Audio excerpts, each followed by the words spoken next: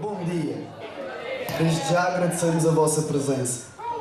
Dentro de momentos, iremos iniciar a apresentação do nosso trabalho que temos vindo a desenvolver ao longo do presente ano letivo na disciplina da área de projeto. Encaramos este projeto como uma missão, da qual vocês também fazem parte, com o intuito de sensibilizar a comunidade escolar para uma temática de cariz social, a deficiência. Como tal, pedimos que mantivessem o silêncio e, acima de tudo, que respeitem esta causa. Obrigado.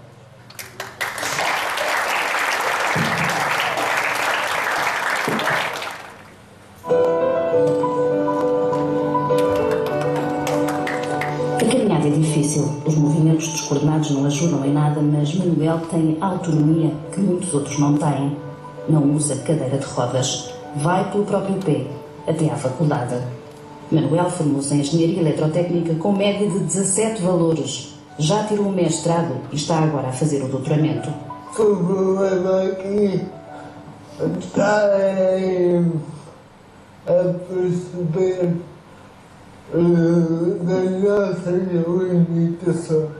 E se qualquer pessoa tem limitações de vaidade, e nós, como poder levar as limitações são mais fora do volátil, se pode chamar.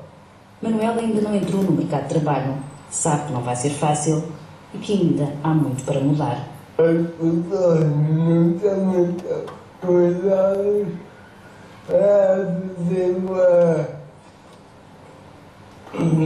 para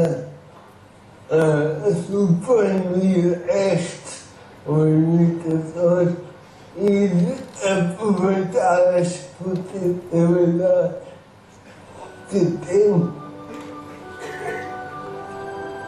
Há uma coisa que Manuel tem a certeza, que nunca vai desistir. E nós sabemos isso. O Francisco conseguiu finalmente chegar ao seu destino. A Rita ainda irá fazer uma viagem pelo mundo. A Inês quer continuar a escrever poemas e um dia editar um livro.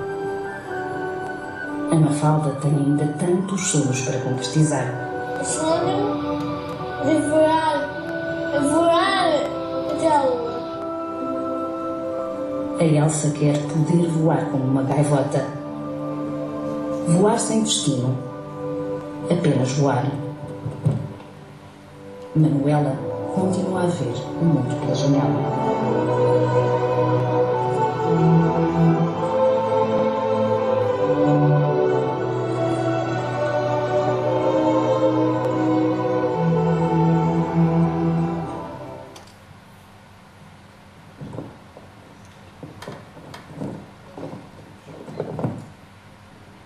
Deixas-me ser como tu? E assim começa a nossa missão, com um apelo ao respeito e à aceitação destas pessoas, que no fundo são pessoas como nós, apenas com mais algumas dificuldades. Nos próximos 90 minutos, vamos dar-vos a conhecer um pouco mais sobre alguns tipos de deficiências, com os quais uma grande maioria de vós já está familiarizada. Vamos ainda abordar algumas temáticas relacionadas com o ensino especial e, por fim, deixamos-vos com um vídeo por nós realizado sobre as diferentes barreiras com as quais os deficientes se deparam no dia-a-dia. Esperemos que gostem. Obrigada.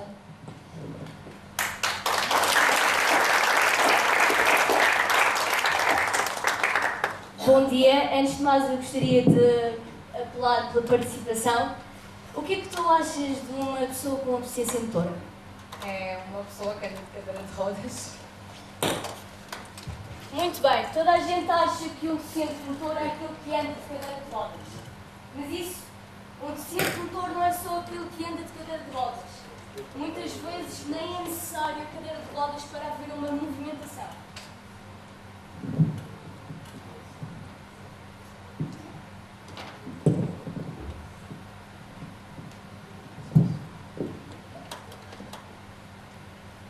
A deficiência motora trata-se de qualquer anomalia que recaia sobre um determinado movimento. Trata-se assim de uma disfusão ou a perda da função motora. Todo indivíduo que apresenta uma anomalia nos seus membros, nos seus movimentos, é considerado assim um indivíduo portador de deficiência motora. A deficiência motora afeta assim o indivíduo na sua mobilidade, pode até inserir-se na fala e na coordenação motora. Quais são as causas? Temos os acidentes de trabalho, de viação, de carro, temos os erros médicos, traumatismos, prematuridades associados a causas pré-natais, anoxias, que é a falta de oxigênio, entre outras. Então, como é que se apresenta esta deficiência motora?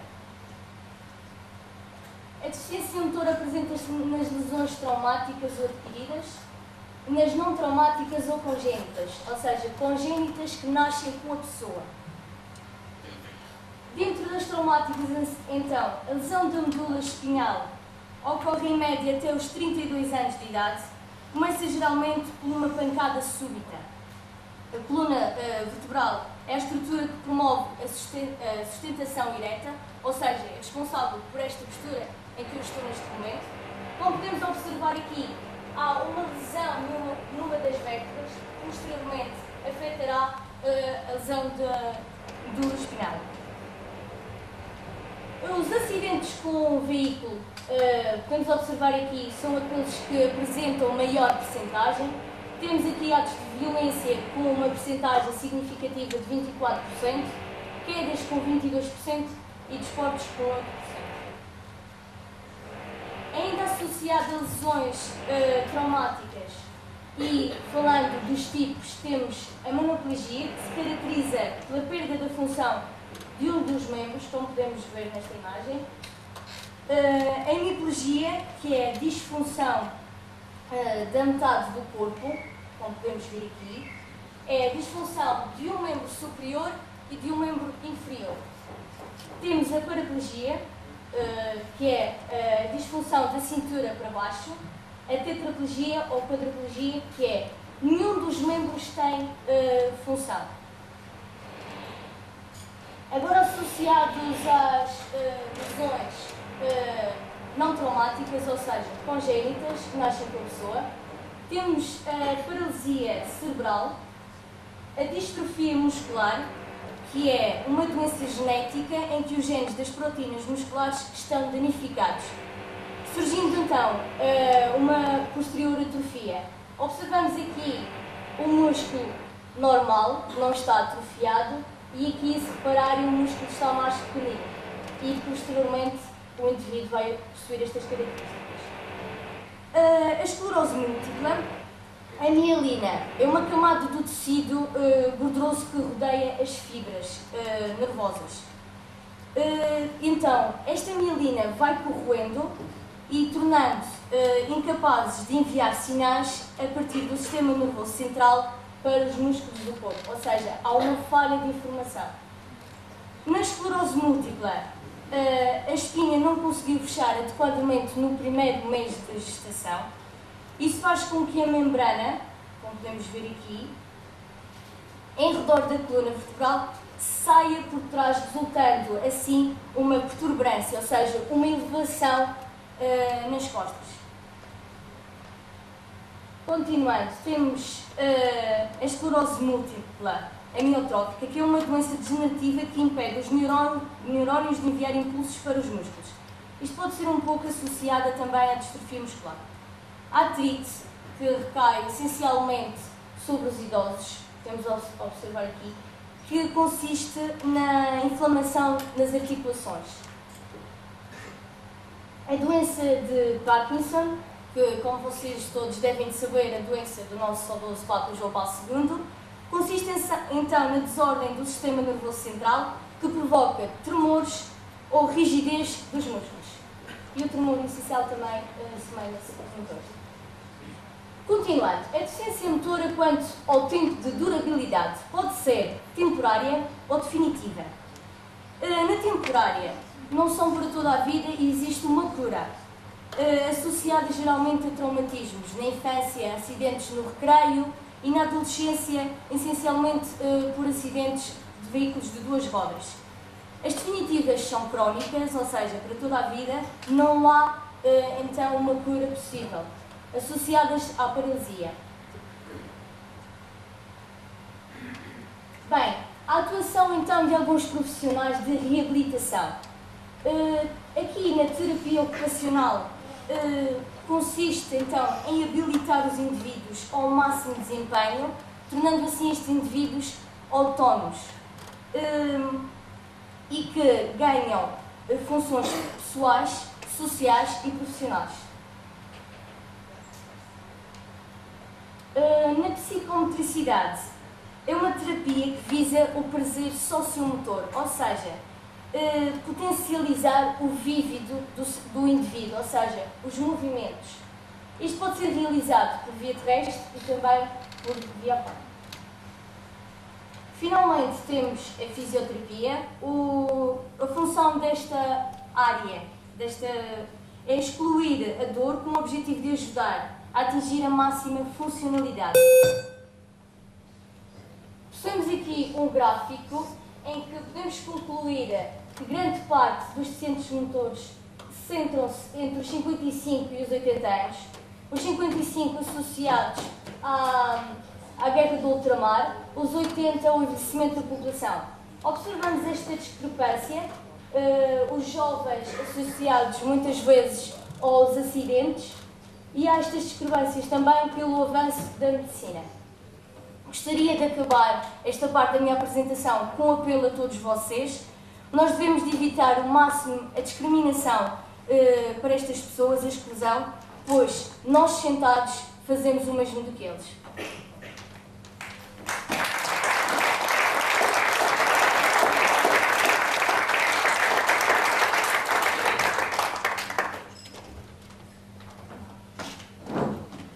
Deficiência visual. O que são as pessoas portadoras de deficiência visual? A deficiência visual é a reduzida capacidade de visualizar os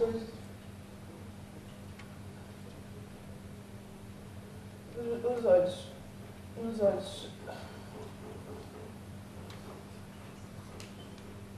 Esta tem um caráter definitivo e pode ser ignorada com o uso de lentes ou com tratamento clínico. Aqui temos o cristalino, a pupila, a íris e a córnea, que é que cobre toda a membrana, é uma membrana que cobre todo o olho. Existem vários tipos de deficiência visual que podem ter origem congénita, adquirida, infecciosa e sistémica. De acordo com o local da lesão em que a deficiência visual pode ter diversas origens. Se a lesão for nas estruturas transparentes do olho, a deficiência visual pode derivar de uma anilídia, que é uma doença rara, caracterizada pela ausência ou malformação da íris, que geralmente afeta os dos olhos, pelas cataratas, pela conjuntivite. Se, por outro lado, se a lesão for na retina, pode haver um deslocamento da retina, pode provocar a cegueira, que é a separação entre as diferentes camadas da retina, e uma retinoblastoma, que é um tumor maligno formado na retina, que normalmente dá às crianças com menos de 5 anos. Se a lesão for no nervo óptico, temos uma atrofia óptica, que é e uma glaucoma. Por outro lado, se for no cérebro, há uma há um olho atrofiado, que é quando há uma falha na ligação nervosa entre o olho e o cérebro. E também os traumatismos diversos, como por exemplo os acidentes de trabalho, desviação, etc. Por fim, se a lesão for no lobo occipital, a deficiência pode derivar de doenças bastante comuns entre nós, como a miopia, que é a dificuldade de ver ao longe, e a hipermetropia, que ao contrário da miopia é a dificuldade de ver ao perto.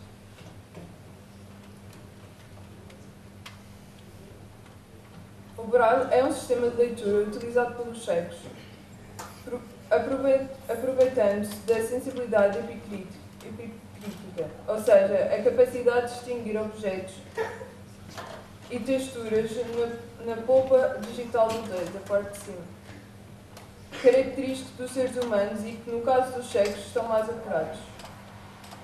Os caracteres deste alfabeto são muito diferentes da escrita em que estamos habituados, indicando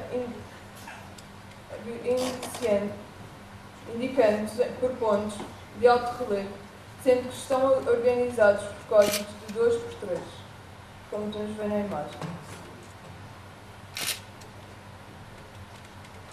Com este código é possível formar até 63 combinações. Luís de Braille, nascido em 1809, foi quem inventou o Braille. O francês, aos 3 anos de idade, ficou cego por um acidente quando estava a brincar na carpintaria do pai com uma ferramenta afiada. Este escorregou-lhe da mão e feriu o olho direito. A inflamação alastrou-se e provocando a cegueira total. Mais tarde, ingressou no Instituto Real de Jovens Cegos de Paris e, após vários estudos e investigações, inventou a linguagem gestual exclusiva para cegos. Uma linguagem exclusiva para cegos. No ano de 1829, foi publicado o primeiro livro em Braille. Luís de Braille inventou ainda caracteres específicos para a matemática e para a música em 1837. Em termos estatísticos, sabemos que atualmente 50% dos portugueses têm necessidade de usar óculos. E, segundo dados de 2001, em Portugal existia cerca de 163 mil pessoas com graves problemas de visão, o que equivale a 1,6% da população nacional.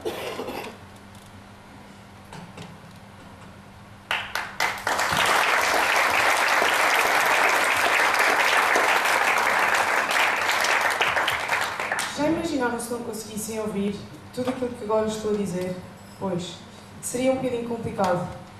Mas, no entanto, nós conseguimos ouvir e eles todos conseguem sentir.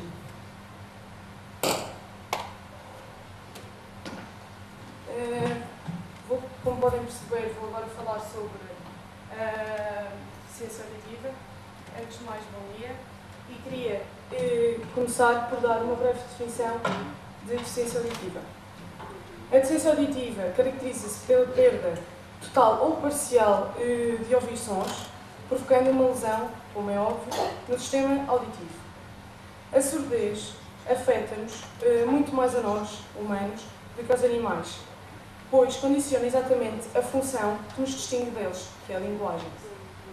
Pois, tal como nós, só reproduzimos os sons que ouvimos. Estas pessoas que são surdas jamais seriam capazes de reproduzir sons e formar palavras que nunca ouviram. Por este motivo, não devemos dizer que todos os surdos são surdos mudos, porque há surdos que conseguem falar, só que não falam, como já referi anteriormente, porque nunca ouviram os sons, então não conseguem reproduzi-los. Existem diferentes graus de surdez. Existe a ligeira, a moderada, a severa, profunda ou total. Os graus de surdez podem classificar-se por quantidade de perca, ou seja, quanto maior a perca, maior o grau de surdez. Só para terem uma noção, uma pessoa com audição normal tem entre os 0 a 20 de perca. No caso da surdez ligeira, podemos agora ver pelo quadro que muitas vezes são identificáveis através de uma audiometria, que é um teste que se faz à audição. A surdez moderada, os sons são distorcidos e o indivíduo tem dificuldade em acompanhar uma conversa, especialmente se for em locais com muito ruído e eco. A surdez severa já não se consegue ouvir normalmente, só se gritar aos ouvidos da pessoa com quem estamos a falar. A partir da surdez profunda, o indivíduo já não percebe a fala, podendo ouvir ainda alguns ruídos, depende do grau. Como podem ver, temos o primeiro, o segundo e o terceiro graus.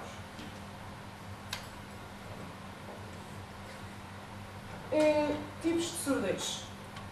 Consoante os tipos de lesões e as áreas afetadas, pode-se classificar em 3 tipos. São a surdez neurosensorial ou de percepção, surdez de condução ou de transmissão e a surdez mista. Mas antes de explicar cada uma destas, vou pedir-vos para olhar primeiro para este esquema que nós temos aqui, de um ouvido humano, para depois que seja mais fácil para vocês compreenderem a parte das lesões. Então, aqui temos o ouvido externo, aqui o ouvido interno, deste lado. E este é o ouvido médio, que o ouvido médio vai unir o externo com o interno. O externo é formado pelo pavilhão e pelo canal auditivo e terminando na membrana timpânica. Depois temos o ouvido médio, do qual faz parte os ossículos. E só depois temos o ouvido interno, onde se localiza a cóclea. A surdez neurosensorial ou percepção é uma lesão no ouvido interno ou nas células nervosas, que pode afetar a capacidade de descodificação do som. Ou seja, as pessoas ouvem os sons distorcidos. A surdez de condução ou de transmissão, uma lesão no ouvido externo ou médio, que bloqueia a passagem do som. A surdez mista é quando há uma lesão nos dois sistemas, ou seja, no ouvido interno e externo. Outros sintomas que podemos indicar são: a surdez pode ser identificada por diversos sintomas. Nos recém-nascidos, por exemplo, o bebê, quando há um ruído muito forte e o bebê não acorda, por exemplo, o bater das portas. Se o bebê não acorda, é um indício de que pode ter problemas de audição. E quando nós o chamamos e ele não vira a cara, também é outro dos indícios. Em termos de desenvolvimento das crianças, com audição reduzida, aos 2 anos, normalmente ainda não são capazes de formar frases simples. Não conseguem localizar onde é que vem o som e apresentam dificuldades na aprendizagem, bem como a falta de atenção e de concentração. A surdez pode ainda ser acompanhada por sintomas como a dor, a febre e o zumbido e a vertigem. A vertigem porquê? Porque os ouvidos influenciam muito no nosso equilíbrio. A língua gestual. Como todos devem saber, como os surdos não conseguem falar connosco, têm de comunicar de alguma maneira. E é através da língua gestual, que é um código que transmite por meio de movimentos das mãos, do corpo ou expressões faciais, é uma linguagem essencialmente simbólica que recorre muito à criatividade. É um sistema que está em constante evolução e renovação.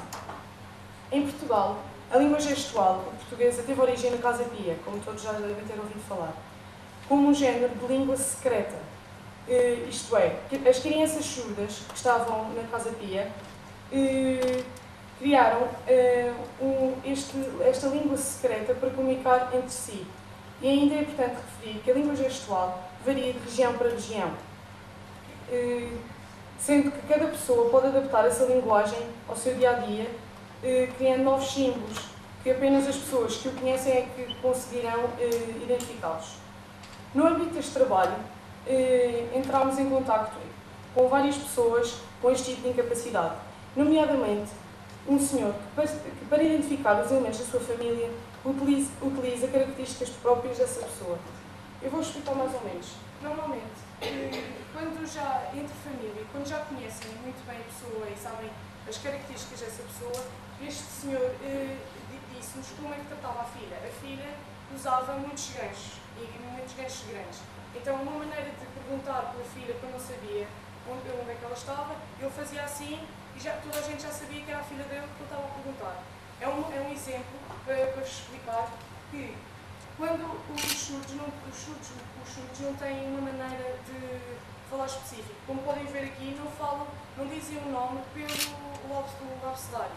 Podem inventar, não é bem inventar, mas podem pegar em características de cada pessoa, mas têm de conhecer muito bem para poderem chamá-las em vez de estarem sempre a escrever ideias. Bem, aqui temos o abecedário de gestual português, é o mesmo que tem no manchete. Esse mesmo senhor com quem nós estávamos ele ensinou-nos os dias da semana, em que foi inventado na Casa Pia, porque eles, como tinham a tal língua secreta, a maneira de eles falarem e para dizerem os dias da semana, como eu já disse, são através das características. Então, a segunda-feira era a segunda, a terça, a quarta, a quinta, a sexta, o sábado e o domingo. Tudo isto é para vos mostrar que não é preciso estarmos sempre a usar o abecedário gestual para conseguirmos comunicar. Podemos usar características do nosso dia-a-dia e do nosso cotidiano para podermos falar com as outras pessoas. Os tratamentos. A surdez pode ser tratada, só em alguns casos, através de medicamentos, cirurgias, próteses auditivas e, mais recentemente, através dos implantes cocleares, como podem ver nesta imagem que tem aqui. Estes implantes cocleares consistem num dispositivo eletrónico que é parcialmente implantado atrás do ouvido e que tem a função de captar os sons que o tímpano não consegue.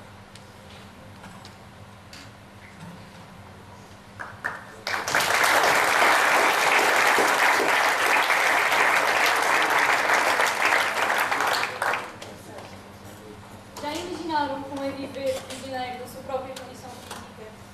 Pior ainda é mesmo viver prisioneiro da discriminação dos outros, da discriminação e da rejeição dos outros. É isto que acontece com todos os deficientes de paralisia cerebral, e não só. Como vocês viram no vídeo, a Manuela, a Rita, o Francisco, todos os dias lutam pelo seu lugar na sociedade. Eu vou falar agora da paralisia cerebral.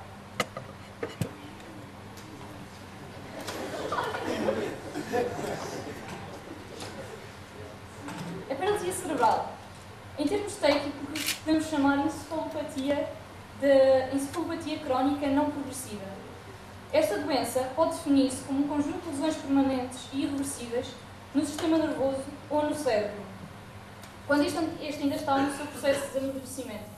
Passo a explicar. São lesões que ocorrem, essencialmente, no período de gestação, quando a mãe está grávida, no momento do nascimento, durante o parto, ou nos primeiros meses de vida. Esta perturbação incide essencialmente sobre a ação dos músculos e, além disso, por ter essa ação nos músculos, por ter esse grande impacto nos músculos, costuma condicionar fortemente a coordenação, o equilíbrio e não só, e a postura também. Em termos de diagnóstico da doença, nem sempre é fácil identificar esta doença, nem prever as limitações futuras da criança.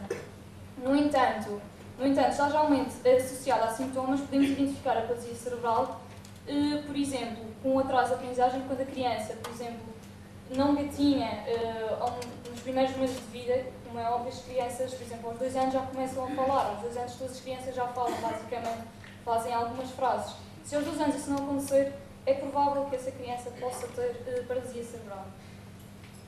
Quanto aos tipos,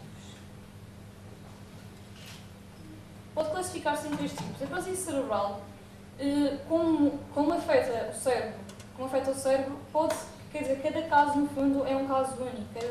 Cada caso tem as suas próprias características e por isso é que estas pessoas são acompanhadas por terapeutas especializados que acompanham no dia-a-dia destas pessoas.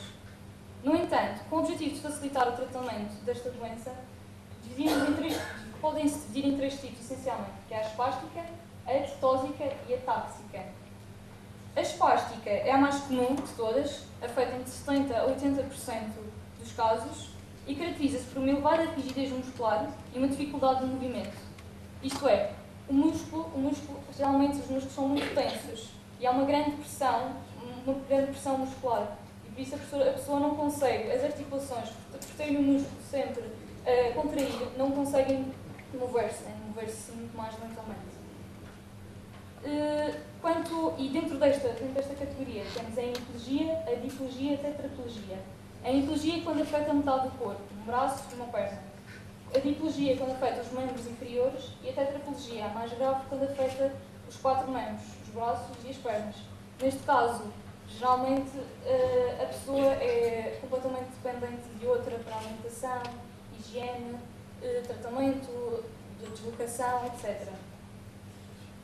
Quanto à tetósica, a tetósica é uma lesão nos gânglios da base. Eu não sou de ciências, mas basicamente, de uma forma muito geral, são vários núcleos de neurónios no meio do cérebro, corrijam-me se eu estiver errada, desculpem, que se localizam no centro do cérebro e que provocam movimentos involuntários e muito descoordenados. A atáxica é um dano cerebral que afeta, é mais rara, só afeta entre 5% a 10%, e que se traduz numa elevada dificuldade de coordenação dos movimentos e no equilíbrio. As principais causas de paralisia cerebral. A paralisia cerebral continua a ter uma grande taxa de incidência. Cerca de 2 em cada 1000 bebés têm paralisia cerebral. E pode ter várias causas. No período de gestação, deriva geralmente de infecções como a rubéola, a sífilis, etc. E também deriva muitas vezes pelo consumo de tabaco, álcool, drogas, etc. Durante o parto, as causas são ainda mais. Temos geralmente, a falta é geralmente causada pela falta de oxigenação do cérebro, que pode ser causada por o bebê permanecer demasiado tempo no canal uterino, ou quando o cordão umbilical nasce, por exemplo, à volta do pescoço e o médico não consegue identificar e cortar a tampa e provoca a asfixia do bebê. Também pode ser causado por negligência médica, como é óbvio, quando o médico não tem atenção, por exemplo, a esse caso do cordão umbilical, ou quando há o uso incorreto de pinças e de ventosas que pode criar malformação do cérebro. Nos primeiros meses de vida, geralmente são sequelas das infecções. Os principais sintomas.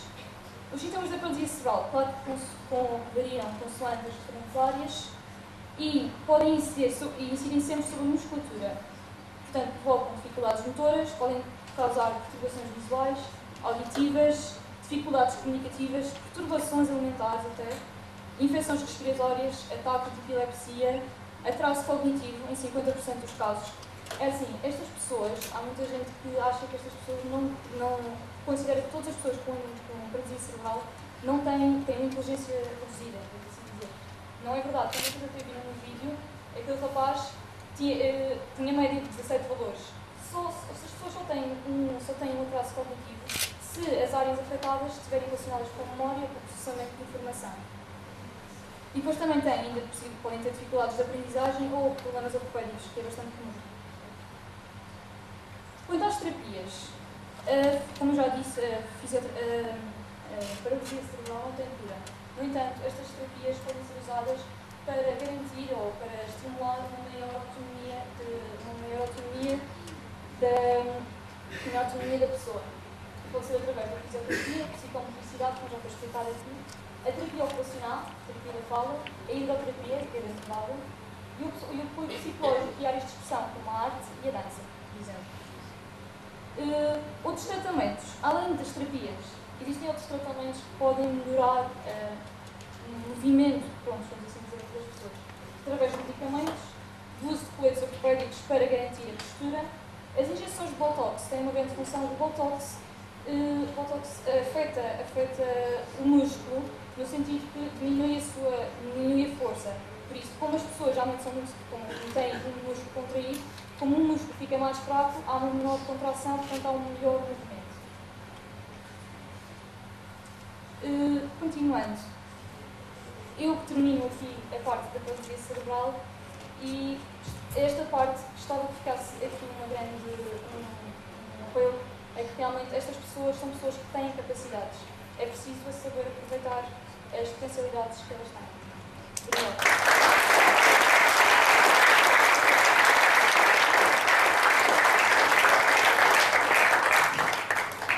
Vamos agora abordar a deficiência intelectual, nomeadamente a síndrome de Down.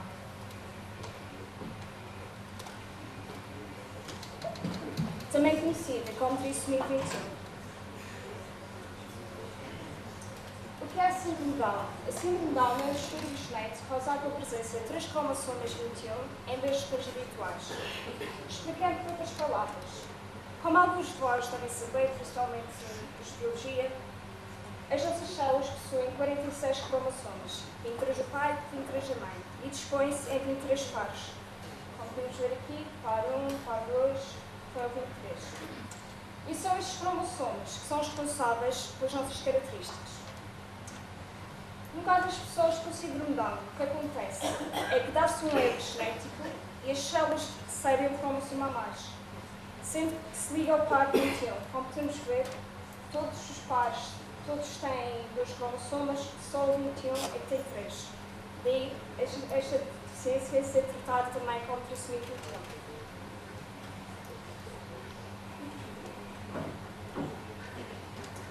Alguém aqui sabe referir algumas das características destas pessoas?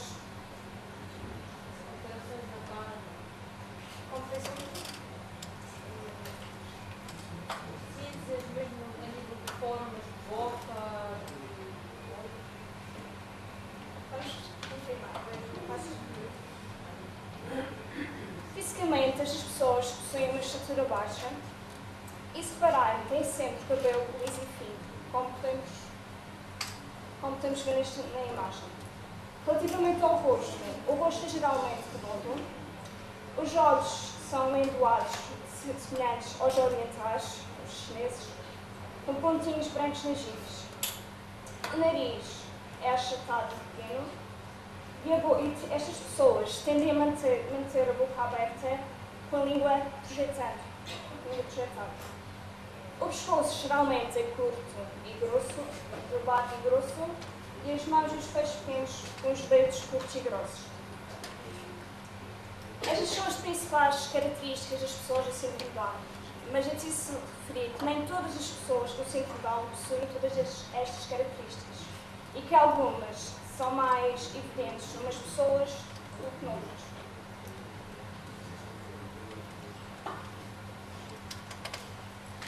Ao nível da saúde, estas pessoas possuem um atraso no desenvolvimento da linguagem, têm problemas de audição e de visão. Estas pessoas tendem normalmente a tornar-se pessoas sedentárias, o que leva, como qualquer pessoa, ao surgimento de problemas cardíacos, hipertensão, obesidade, colesterol e diabetes.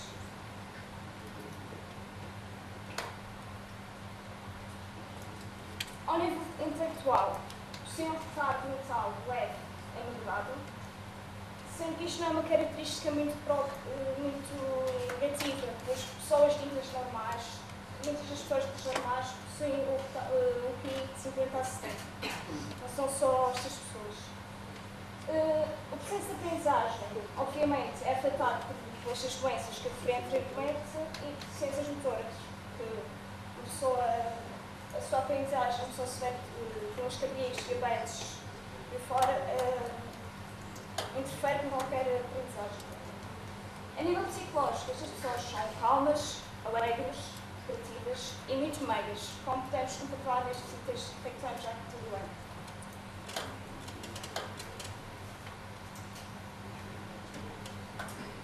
Como já vimos, são várias as limitações genéticas destas pessoas, mas diversos aspectos podem contribuir para a potencialização do desenvolvimento da criança com síndrome de Down.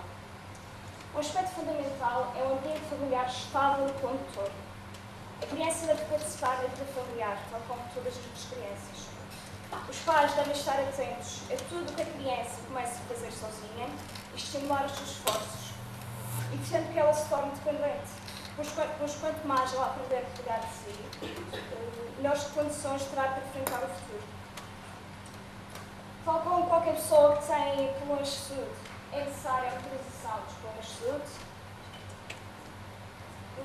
O preconceito em relação a estas crianças no passado fez com que estas não tivessem qualquer oportunidade de se envolverem competitivamente.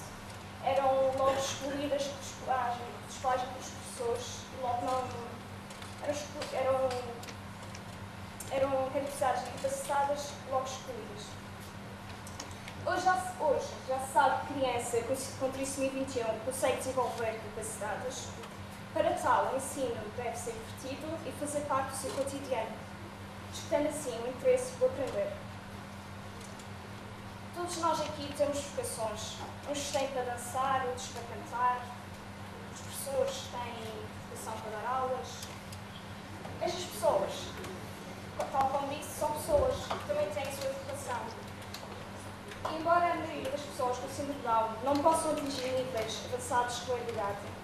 Podem trabalhar em outras diversas funções, de acordo com as suas aptidões vocacionais. É necessário que estas sejam descobertas e exploradas.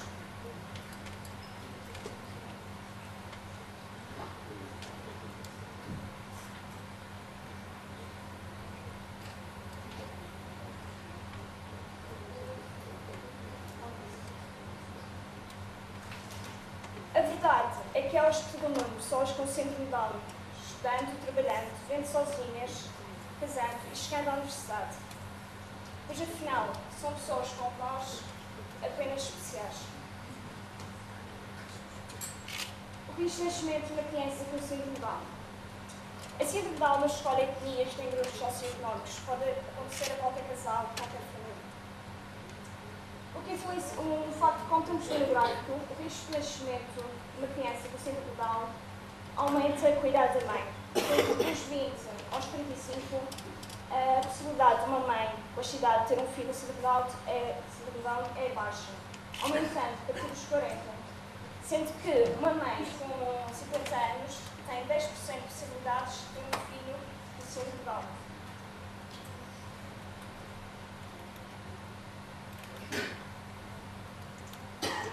Contudo, mais de 70% das crianças com síndrome de Down têm uma mãe com idade inferior aos 35 anos, pois é nesta faixa etária que a taxa de fecundidade é mais elevada, daí haver este contraste e esta ironia. Relativamente a Portugal, é de esperar o nascimento de 150 a 170 crianças com síndrome de Down por ano.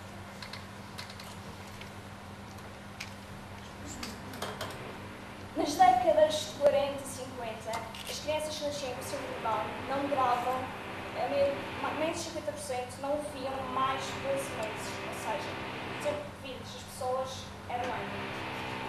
Mas nos últimos anos, devido aos avanços em medicina, a expectativa de vida destas pessoas aumentou incrivelmente, sendo que atualmente é usual chegarem aos 60 a 70 anos. Ou seja, uma expectativa de vida muito parecida à nossa. Uma prova disto é que em 2007 faleceu Delmar Teixeira, portador de trisomia 21. Alguém com que idade? Alguém palpita?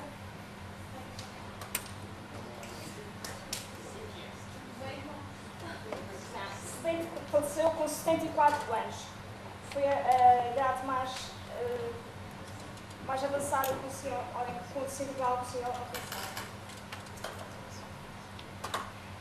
Mas como sabem, muitas das pessoas com estas deficiências que falamos anteriormente, com a deficiência motora, visual, não integram o ensino popular. Alguém sabe como é que estas pessoas vão?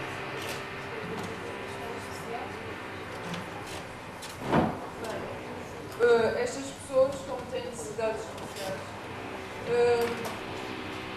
têm tipo instituições especializadas na formação, como por exemplo aqui na Madeira,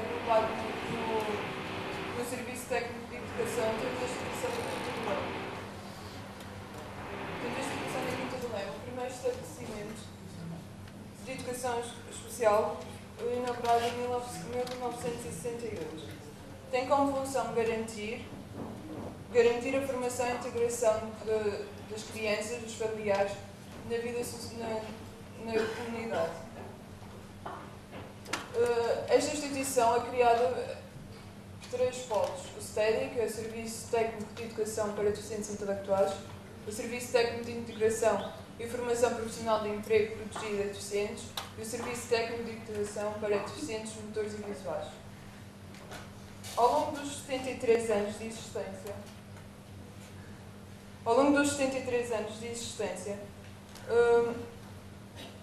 a atual STEDI procurou dar resposta aos seus próprios objetivos e também à própria educação especial.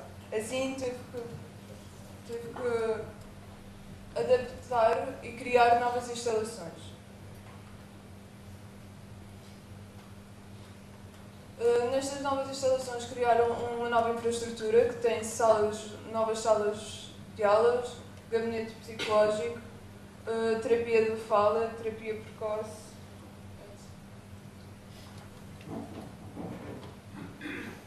Bem, vou falar agora sobre a estrutura interna do STED.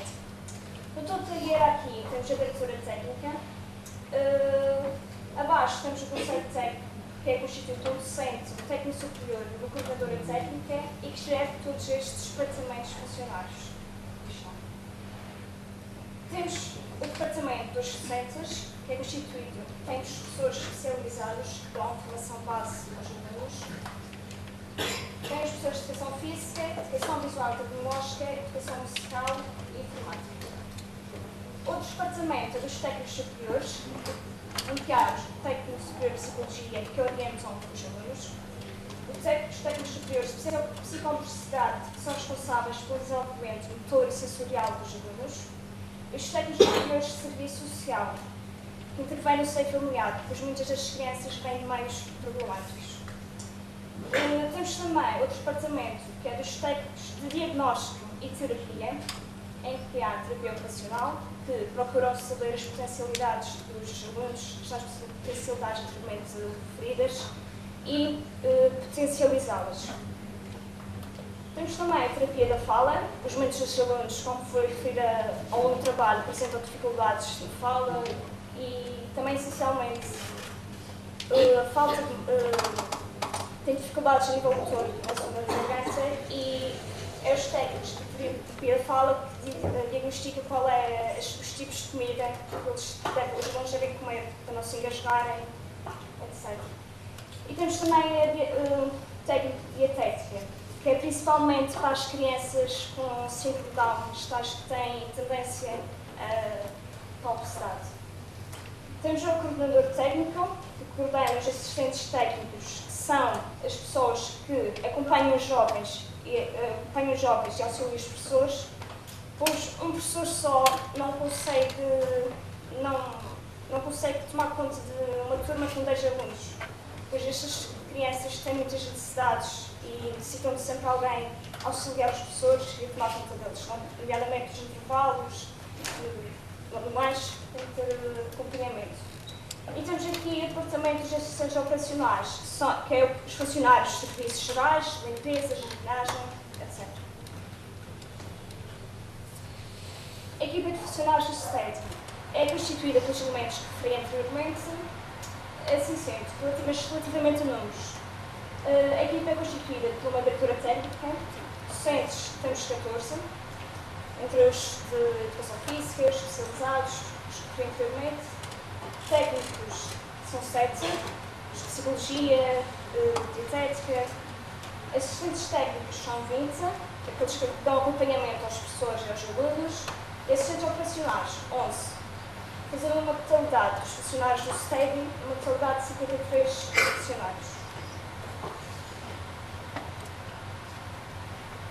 Atualmente, o STED tem 50 alunos, dos 6 aos 16 anos, possuidores de diversas deficiências intelectuais, entre as quais autismo, trissomia 21, síndrome de Asperger. Como temos aqui este gráfico, a maior parte dos alunos tem idades compreendidas entre os 13 e os 16 anos, sendo relativamente pequena a porcentagem de alunos com 6, 8, 9, 10. Isto deve-se a que os alunos, uma criança ingressa no ensino pré-escolar, vai para a primária, e na primária os professores no ensino escolar vão detectando que o aluno vai perdendo o ano, tem dificuldades, vão detectando os problemas, e então, posteriormente, ao acabar o ensino primário, reencaminham-os para a quinta do ano.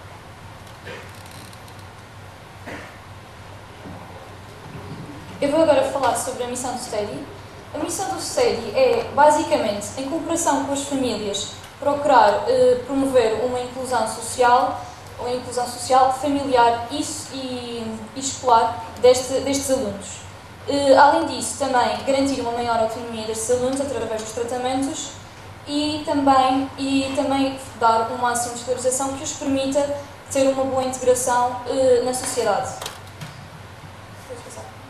Como já não temos muito tempo, eu vou só dar assim, uma breve explicação do que é o trabalho do STED no dia-a-dia e ao longo com estes alunos. Portanto, as estratégias de ensino adotadas pelo STEDI são basicamente, quando recebem um aluno, eles procuram primeiro avaliar as capacidades do aluno. Depois de avaliarem as capacidades, criam um plano de intervenção terapêutica e pedagógica. Depois criado isto, criam uma espécie de um currículo pessoal de cada aluno, onde tem o histórico do aluno e tem também o seu progresso e o plano definido de objetivos. E depois, posteriormente, consoante os resultados que são obtidos, então estas crianças o plano é novamente redefinido ou é mantido em sentido de promover uma maior autonomia dos alunos. Podes passar. Aqui eu só queria vos mostrar algumas fotografias quando nós fomos visitar a Quinta do Belém, então são fotografias às salas de aula. Isto ainda no edifício antigo. Podes passar. Depois aqui, este já no edifício STEDI 2, que foi inaugurado em 2003, que é o gabinete de psicomotricidade, onde é feita a reabilitação. E o treino social. O treino social é importante porque, além das disciplinas básicas, o STEDI fornece aos alunos um conjunto de disciplinas que no fundo, dá competências básicas do dia-a-dia, como fazer a cama, cozinhar, limpar, usar o ferro, etc. E aqui são algumas fotografias só dos trabalhos realizados pelos alunos, que estavam expostos. Portanto, depois do STEDI, eu pus aqui as alternativas que são pós-STEDI, portanto é no fundo dizer que as crianças só ficam até aos 16 anos no STEDI e depois disto para onde é que elas vão? Algumas voltam para casa, mas outras vão para a formação profissional. Bem, em que é que consiste a formação profissional?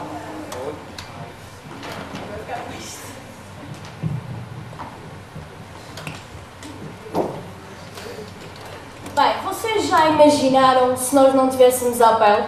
A APEL é onde nos é atribuído bases para futuramente termos um trabalho. Eu sei que muitos de vocês diziam, ainda bem, que não tinha que vir para as aulas. A formação profissional, então, é considerada um dos meios mais importantes para alcançar uma inserção socioprofissional bem-sucedida. Acaba, então, por ser um intermediário entre o formando e o mercado de trabalho. Vivemos numa sociedade em que comporta alguns problemas. Um deles é a manutenção e a inserção do mercado de trabalho, a incerteza, a imprevisibilidade, a crise económica e a globalização que acarreta maiores exigências. A pessoa com deficiência, como é óbvio, vai ter outras necessidades, vai necessitar então de maior empenho e vai constituir um desafio ainda maior. Por isso é que entra a família, os empregadores e a restante sociedade. Em termos económicos, se um país possuir uma grande taxa destas pessoas no mercado de trabalho, o acréscimo quantitativo e qualitativo será evidente. Também haverá um decréscimo do número de pessoas que estejam numa situação de incapacidades. Ou seja, haverão menos reduções sociais, menos encargos para nós, porque estas pessoas vão se tornar então assim autónomas.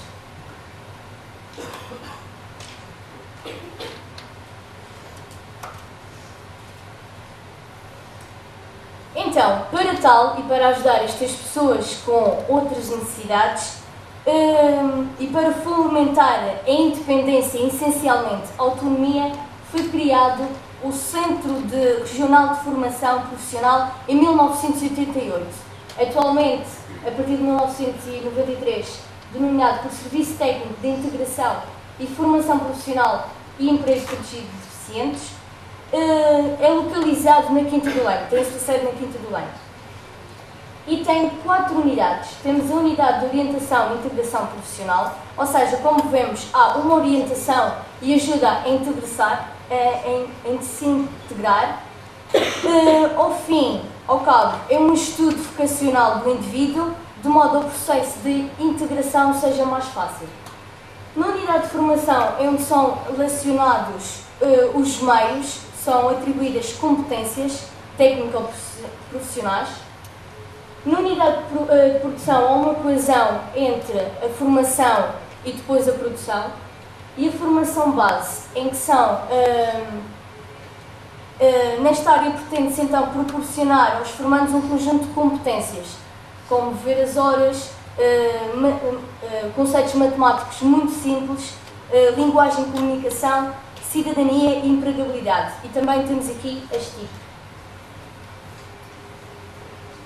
Para quem está direcionado a esta formação profissional?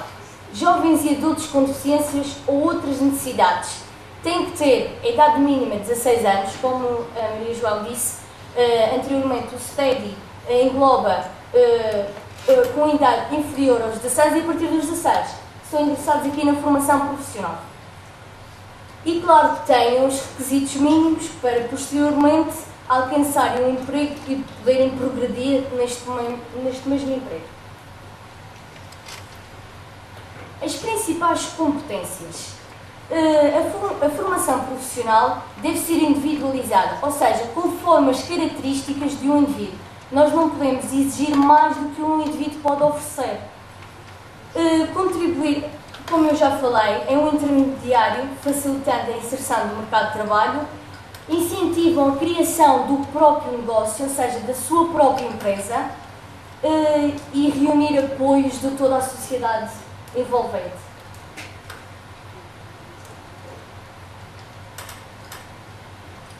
Bem, a formação profissional, quais são as áreas que oferece?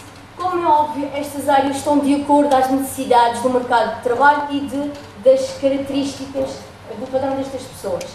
Temos a agricultura e jardinagem e a carpintaria nas instalações. Estas mesmas também são realizadas fora das instalações. Temos auxiliares administrativos, auxiliares de cozinha, auxiliares de limpeza, peixaria de alumínio, eletricidade eletrónica e reparação automóvel. Agora os dados percentuais. Temos aqui no topo a reparação de automóveis, com cerca de 27 formandos, auxiliares de cozinha, e o que apresenta o menor número é a peixaria de alumínio. Estes dados correspondem ao ano 2009. Bem, as fases de integração do serviço técnico.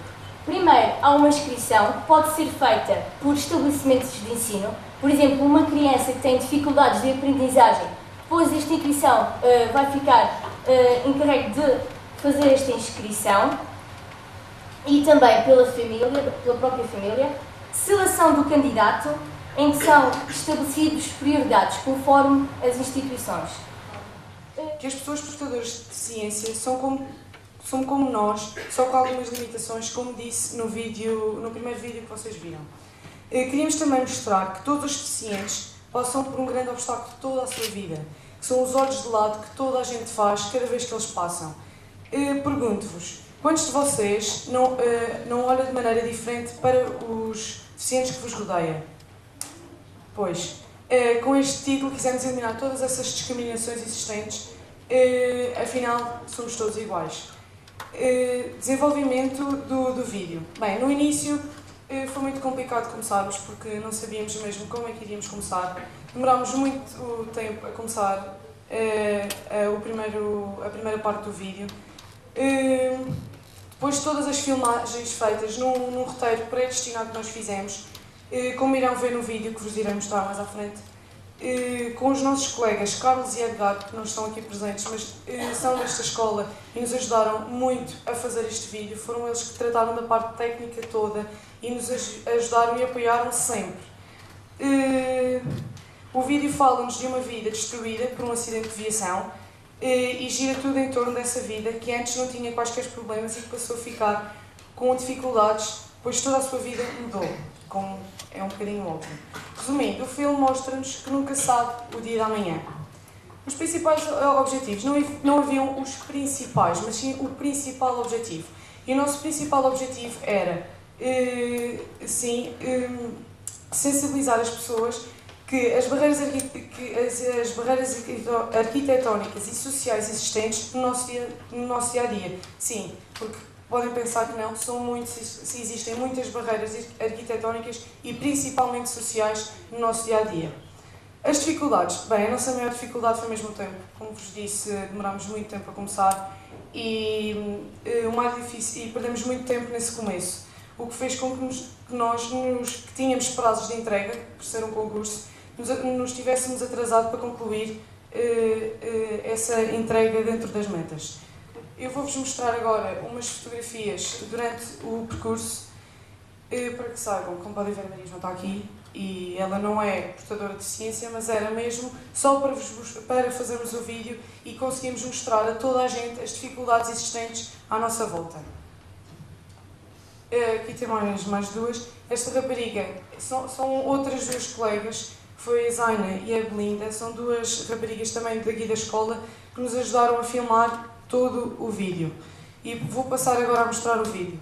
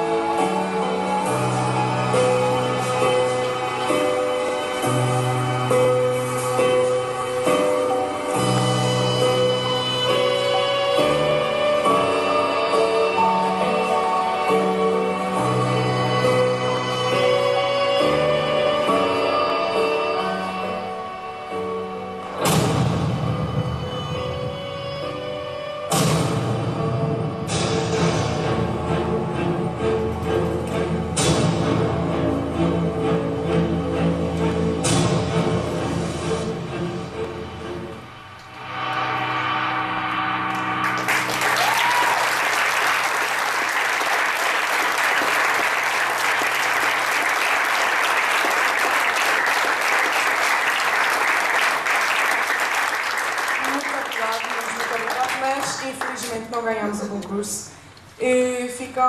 Ganhámos um prémio honroso e nada mais que isso.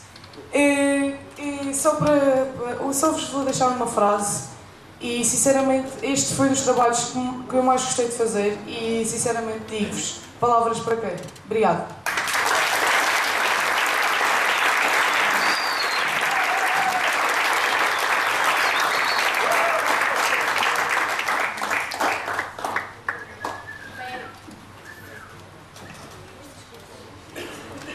Bem, vamos agora à parte dos agradecimentos, não é?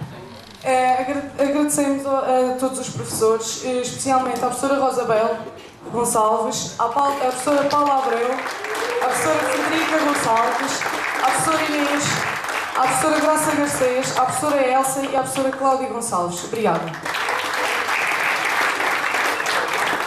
Agradecemos também aos alunos, ao Carlos Góes, ao Edgar, a Zaina, a Belinda e a todos vocês por estarem aqui presentes. Também queríamos agradecer à direção da escola por também nos ter ajudado em alguns aspectos, em especial ao Padre David e ao professor Marco.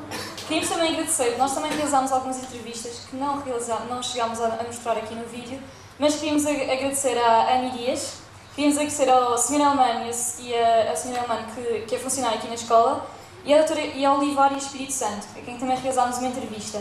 Também queríamos agradecer aos funcionários da APEL, ao Ruben que está ali, que também foi espetacular connosco, ao Dília Mendonça e à Dona Zizi.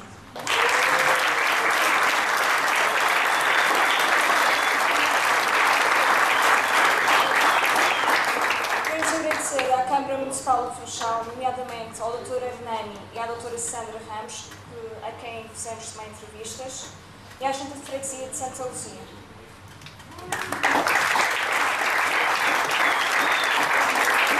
Bem, e a entidade acima superior, que está aqui à frente, muito obrigada pela presença de todos. A doutora Maria José Camacho, a doutora Elma Barreiro, pela informação que me deu, muito obrigada. A doutora Ana Lúcia, a professora Fátima, pela disponibilidade. A professora Márcia também, a doutora Márcia, muito obrigada. Toda a equipa técnica da Quinta do Leme e a doutora Paula Pita, muito obrigada.